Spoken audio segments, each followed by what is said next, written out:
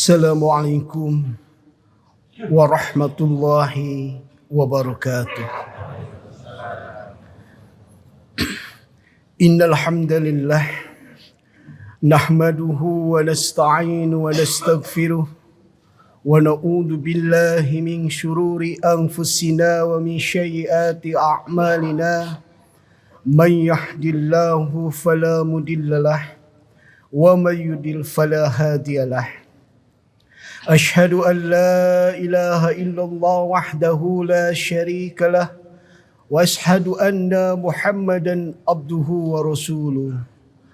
Allahumma salli ala sayyidina Muhammadin al-Fatih ma khuliqa wal khati lima sabaqa nasiril haqqi bil haqqi wal hadi ila siratikal mustaqim wa ala alihi haqqa qadrihi wa miqdarihi al-azim. Amma ba'du.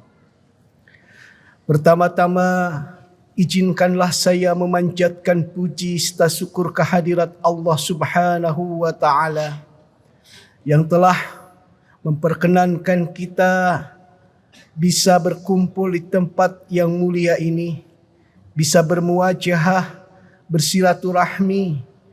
Mudah-mudahan kita mendapatkan ridho Allah Subhanahu wa taala.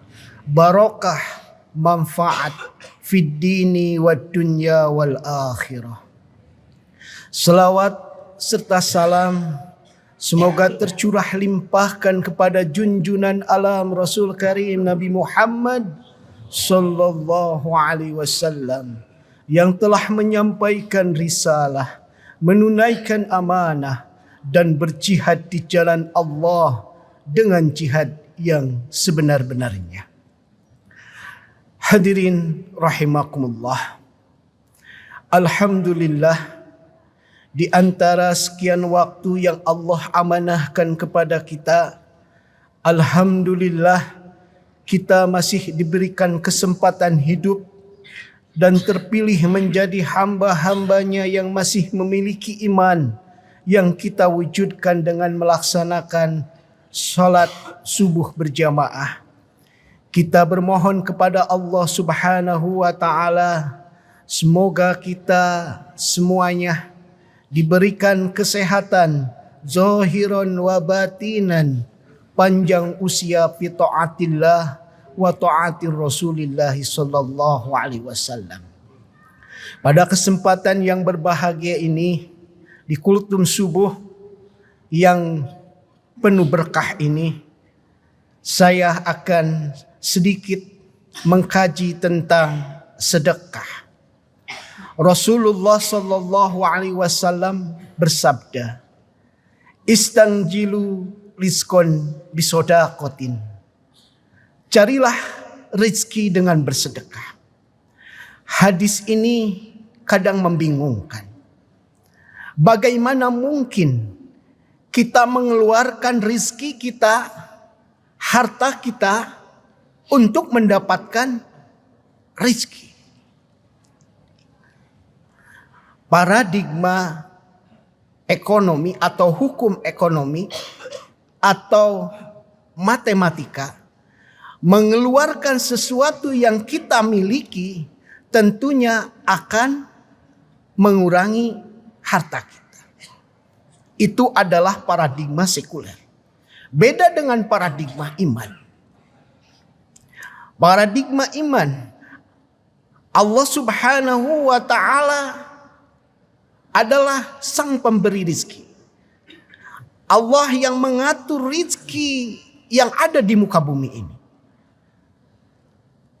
Allah berfirman, "Wa ma min dafatin fil ardi illallahu ala rizquha." Apa-apapun yang melata di muka bumi ini, rizkinya diatur oleh Allah Subhanahu wa ta'ala. Allah adalah sang pemberi rizki, Ar-Raja. Apalah kita sebagai manusia fi ahsani takwin, semut aja yang ada di rumah yang jumlahnya biliunan, akan tetapi rizkinya diatur oleh Allah Subhanahu wa ta'ala, sang pemberi rizki.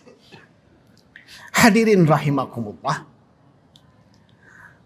Jadi rizki itu adalah anugerah dari Allah Subhanahu wa ta'ala. Lalu apa rizki itu?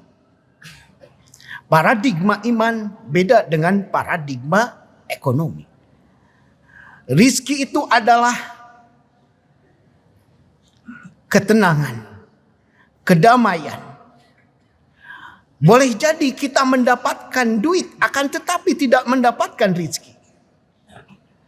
Korupsi, menipu, itu mendapatkan duit, akan tetapi tidak mendapatkan rizki.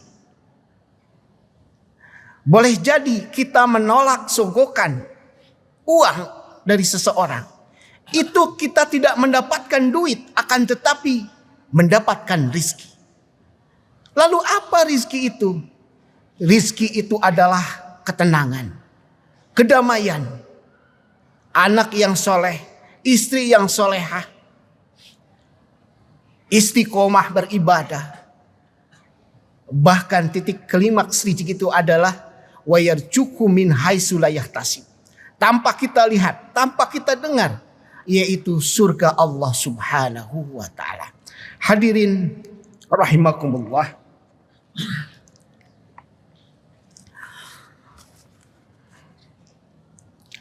Rizki itu adalah merupakan anugerah dari Allah Subhanahu wa ta'ala. Bahkan kita bisa mengetuk pintu rizki. Dengan apa? Dengan bersedekah. Hadirin rahimakumullah. Bahkan asbabun nuzul dari surat As-Sabah ayat 39 dikisahkan para sahabat ketika itu berkumpul. Umar bin Khattab mengatakan kepada para sahabat yang lainnya, siapa di antara kita yang paling baik dalam kebajikan? Lalu ketika itu Umar bin Khattab mensedekahkan sebagian atau separuh rizkinya. Lalu tanpa disangka sahabat yang lainnya, Sayyidina Abu Bakar As-Siddiq mensedekahkan seluruh hartanya. Hal ini membuat kaget para sahabat ketika itu. Bahkan didengar oleh Rasulullah Sallallahu Alaihi Wasallam. Ketika itu lalu Nabi Sallallahu Alaihi Wasallam datang.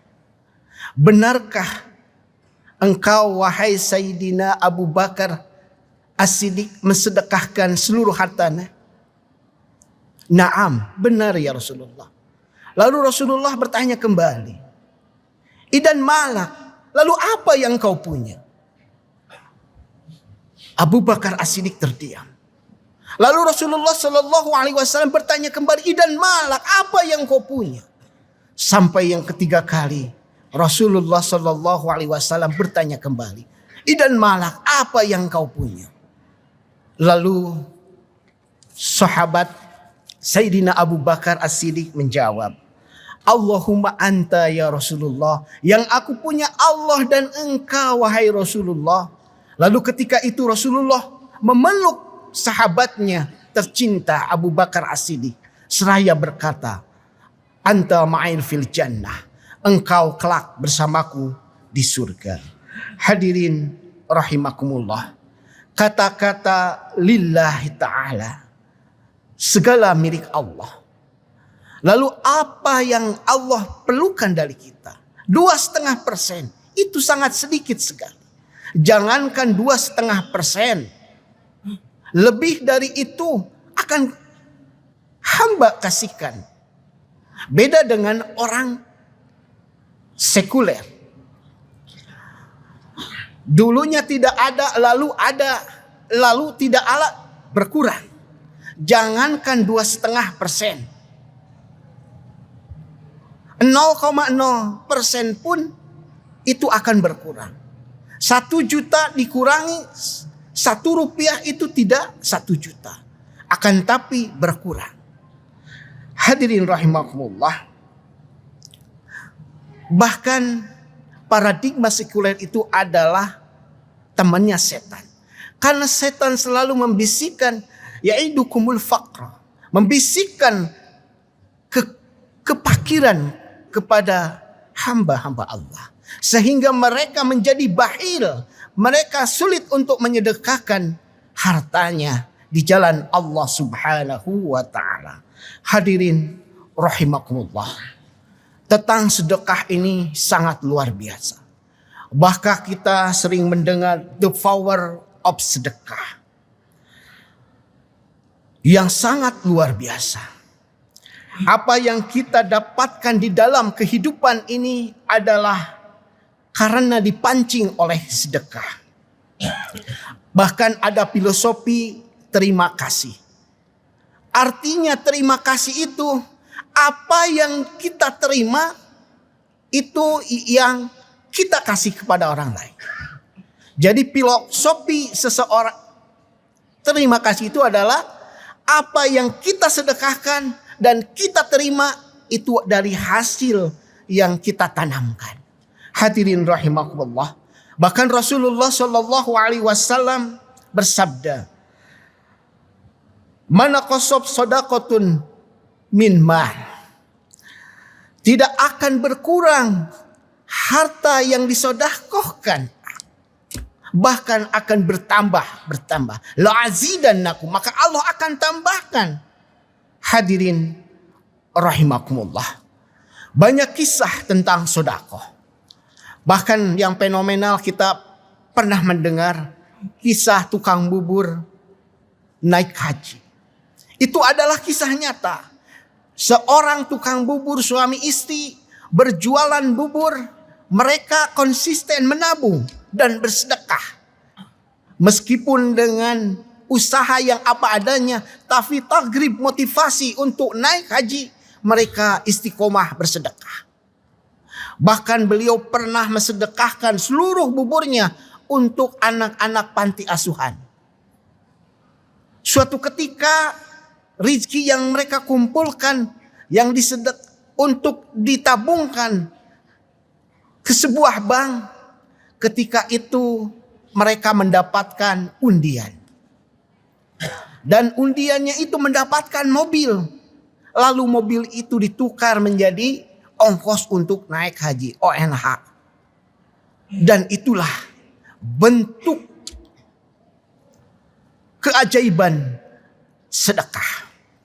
Bahkan banyak kisah yang lainnya. Ada seorang pemuda ketika itu naik motor akan menghadiri pengajian. Lalu tinggal beberapa meter lagi ke tempat pengajian, motornya itu kehabisan bensin. Sedangkan uang yang ada di sakunya tinggal 5.000. Lalu motor itu belum diisi bensin karena harus menyeberang. Karena pengajian sudah dimulai. Lalu motor itu dia parkirkan mengikuti pengajian. Di akhir daurah pengajian tersebut, sang ustadz memohon bantuan sedekah untuk pembangunan masjid. Lalu uang yang 5.000 tersebut disedekahkan. Setelah itu pengajian selesai, pemuda tersebut lalu mendorong sepeda motornya yang kehabisan bensin. Lalu dilihat oleh jamaah yang lainnya. Lalu ketika itu ada seorang jemaah yang dermawan mengasihkan rezekinya yang besar, yaitu sebesar 5 juta dan 50.000 untuk mengisi bensinnya. Itulah yang luar biasa. Bahkan banyak hikmah-hikmah, keajaiban-keajaiban sedekah yang dilakukan oleh seorang hamba atas ridho Allah, atas keikhlasan yang menumbuhkan suatu keajaiban dalam menggapai suatu hajat-hajatnya. Hadirin rahimakumullah. Bahkan ada 10 keajaiban sedekah. Yang pertama, sedekah mampu melepaskan pelakuan dari bencana. Bahkan Rasulullah Shallallahu Alaihi Wasallam bersabda yang artinya sesungguhnya sedekah dapat menolak 70 pintu bencana. Yang kedua, sedekah merupakan obat penyakit pada tubuh. Rasulullah Shallallahu Alaihi Wasallam bersabda, obatilah penyakitmu dengan bersedekah. Yang ketiga, sedekah sebagai benteng buat diri kita. Rasulullah Shallallahu Alaihi Wasallam bersabda, bentengilah hartamu dengan sedekah. Yang keempat, sedekah sebagai pemadam kemurkaan Allah Subhanahu wa taala. Rasulullah sallallahu alaihi wasallam bersabda, sedekah dapat menutup kemurkaan Allah. Yang kelima, sedekah mampu menambah keakraban sesama manusia. Rasulullah sallallahu alaihi wasallam bersabda, sedekah adalah hadiah, maka berikanlah hadiah kepada teman pergaulanmu dan kekasihmu. Sayangilah kalian dengan saling memberikan sedekah. Yang keenam, sedekah dapat menambah umur. Rasulullah sallallahu alaihi wasallam bersabda, sedekah dapat menolak musibah serta dapat menambah kebarokahan umur kita. Yang ketujuh, sedekah mampu menanamkan rasa belas kasih di dalam hati. Rasulullah sallallahu alaihi wasallam bersabda, barang siapa yang mendapatkan kesedihan hati, maka berikanlah sedekah. Yang kedelapan, sedekah sebagai syafaat kelak di akhirat. Rasulullah sallallahu alaihi wasallam bersabda, sesungguhnya yang akan menaungi orang mukmin pada hari kiamat kelak adalah sedekah. Yang kesembilan, sedekah menuai pahala yang teramat besar. Dalam sebuah atsar disebutkan, barang siapa yang bersedekah dengan sebiji tamar, kelak di hari kiamat dia akan mendapatkan pahala sebesar yang di atas tambang amalnya.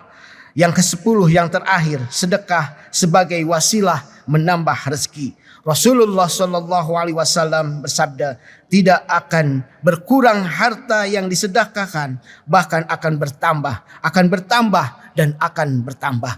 Semoga kita semuanya bisa menjalankan sedekah agar senantiasa kita mendapatkan fadail dan keajaiban dari sedekah yang kita lakukan.